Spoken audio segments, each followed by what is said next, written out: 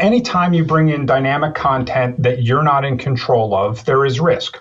But things have gotten a lot better. All right. So most of these social media companies recognize the fact that, their content is of value to you, and therefore they're going to provide you with plugins that allow you to be able to put an applet or an applet inside of your code that is going to display correctly. Now, again, we have to look at the security concerns around this. If it's done correctly, it's going to handle correctly.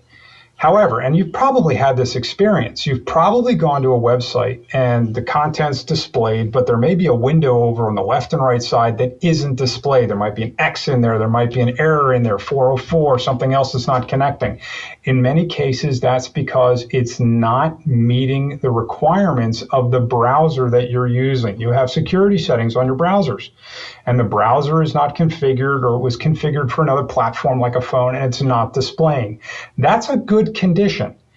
Now, it means that you're not getting the content, but the condition is it's failing close, as opposed to doing something that it's not supposed to, which can open up a whole bunch of other problems. There's two things I take away with. One, the browsers that are available today have really moved a long way to becoming more secure. In other words, most browsers you get today, and some of the big names that are out there you're familiar with, are going to operate in a sandbox condition, which means the browser is not going to allow information or data to interact with your system unless you have specifically said yes to that happening. So it's going to operate inside of an isolated container. Depending on how you set your browser, it can get more complicated, but the bottom line is that security is part of this transaction.